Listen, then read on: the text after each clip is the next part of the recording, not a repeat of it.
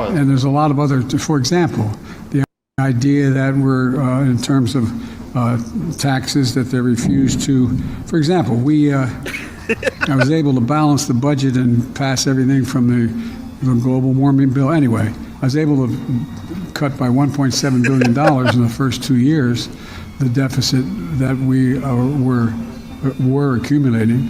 And because I was able to say to it that the 55 corporations in America that made $400 billion, that they pay zero in tax. Zero. I'm extremely confused. I'm f***ing confused, bro. Me too. All in all, it was quite a press conference, and one that will probably rattle the markets a bit. Okay. That's one of the worst one. 400, excuse me. And he says he's talking at the deficit. Obviously, he's trying to say they lowered the deficit a little bit since he came into office. Yeah, but that's wild, Derek. It's bad, but it's like we've become so used to this. I don't think that's one of his worst. Like there was, I say top 10. Okay, all right, yeah, I guess in the air. We can put it in. Put your hands up in the air. Remember that song, or was that too white for you? Put your hands up in the air.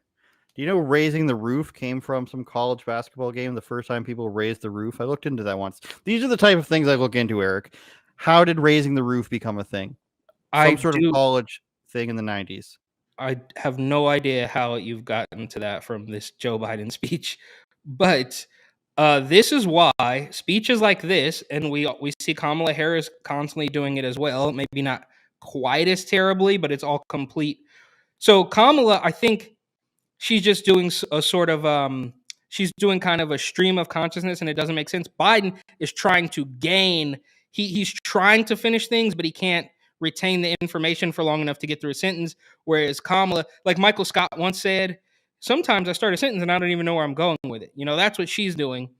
He's trying to find threads of coherence, and he can't really do it. But this, I believe, speeches, quote unquote, speeches like this is why you can have a guy on TikTok saying that 13 million black people get shot by cops every year, is because they just say whatever they want, spew it, throw it out there. Nobody's going to check it. Anybody who dares to check it will be deemed a racist, a bigot, and they still can't grasp that it has no connection to reality at all, because for them, simply saying something is enough to make it true, right? So if you say something super mean, super bigoted, like maybe I don't want to take my kid to a drag story hour, then they're going to ask you for, why do you care? Why are you so mean? Why are you so bigoted? But as soon as they say something, you just have to wear it, because the only thing that is required for it to be true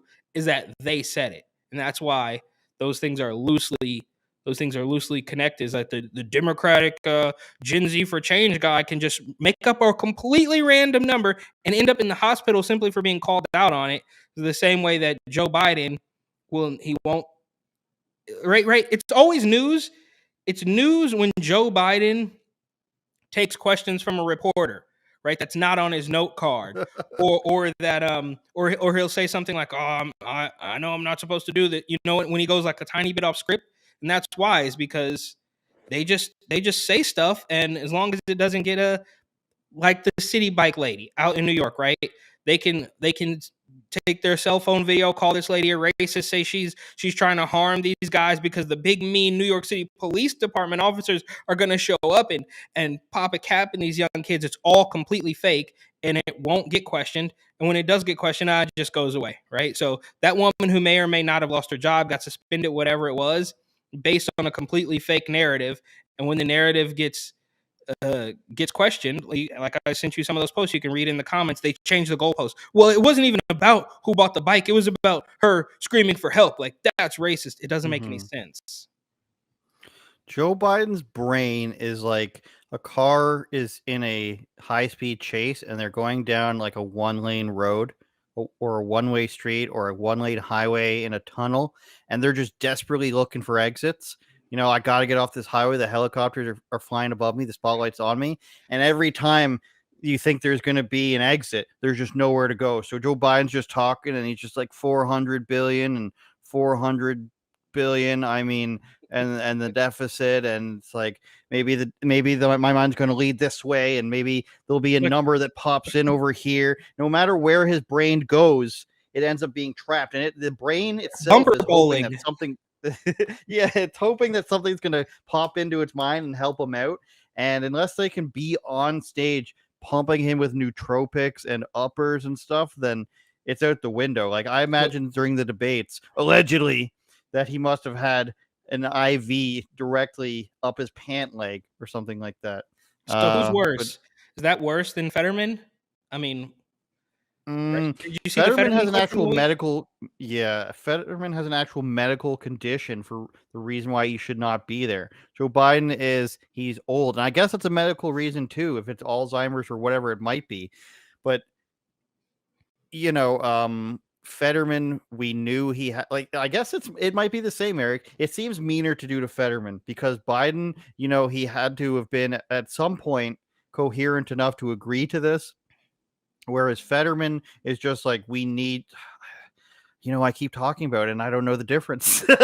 So and I guess the worst part is that no matter either way, right? We're constantly told, "Oh, white people are the problem. White people are racist," but not these ones. These ones are good, and it's like we're supposed to sit there and just believe it. Like, don't. Why would you even like? You say there's a bunch of headlines about the Fetterman stuff. Like Fetterman's question leaves Republicans speechless, so they frame it so it Yeah, seems like it's all absolutely ridiculous. it does And leave you speechless, though. John Fetterman's wife is mean. Jill Biden is mean. Both of their teams are Hillary mean. Clinton.